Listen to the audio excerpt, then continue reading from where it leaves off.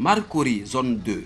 Sur cette clôture, plusieurs tableaux d'artistes peintres qui ne laissent pas indifférents attirent les passants. Parmi ces tableaux, cette représentation de la femme africaine avec ses rondeurs couvertes par sa tenue typiquement africaine. C'est à partir des calebasses que j'ai pu réaliser ça.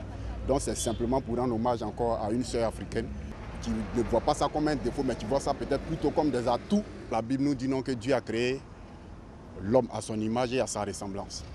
Mais moi, quand je regarde plutôt l'homme côté masculin, lui, il a été fait à l'image de Dieu, mais par contre la femme, elle a été faite à la ressemblance de Dieu. Parce que la femme, c'est vrai que c'est l'homme qui est celui qui met son liquide séminal, mais c'est la femme plutôt qui arrive à développer pendant les 9 mois. Et c'est la femme qui accomplit le mystère de Dieu, que les gens aussi ont mal interprété, qui est peut-être le signe 666 dans son addition, qui est carrément le chiffre 9, qui font les 9 mois de grossesse. Pour le prix, on tient compte de la route, donc ça dépend de celui qui est en face de nous. On peut le faire à 100 et quelques, on peut le faire à 45, on peut le faire à 85, on peut le faire à 1 million, ça dépend. Cette représentation pour l'auteur du tableau est la plus sublime parce qu'elle fait ressortir avec subtilité ce que la femme africaine a de valorisant. Le vrai potentiel d'une femme, c'est être vertueuse, être bien éduquée. Et puis après, bon, ça là, lui, il vient pour couronner, quoi. La femme, pour moi, c'est une œuvre d'art que Dieu a plus réussi. Donc moi, je suis passionné par la femme. Elle est ma source plutôt d'inspiration.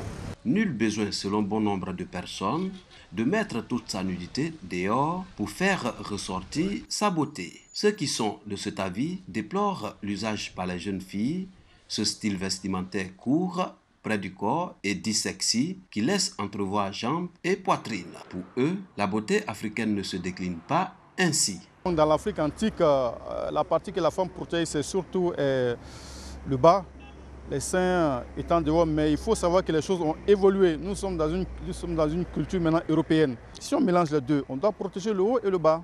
Ce n'est pas la peine de provoquer les gens. Une femme d'abord, ça se respecte. Avec les hauts sautés, le ventre dehors. Moi, je sais ce que tu vas lui montrer dans la chambre, tu lui as déjà montré dehors. Tu n'as pas besoin de faire ça pour plaire à un homme.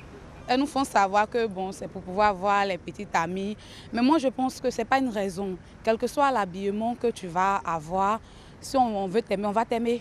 Donc, ce n'est pas une raison pour se mettre nu. Au contraire, le corps d'une femme, c'est le temple de Dieu. Donc, elles font mal. Si pour les adeptes de la préservation des valeurs africaines, le modernisme et l'émergence numérique doivent être utilisés dans le but de valoriser nos us et coutumes, plutôt que de mettre en péril la culture africaine, d'autres par contre s'accommodent de ce style dit fashion. Ça dépend des circonstances. Souvent, la femme a envie de se valoriser, se mettre en valeur, mettre ses atouts naturels en valeur. Mais souvent aussi, elles doivent être simples à leur manière et être naturelles.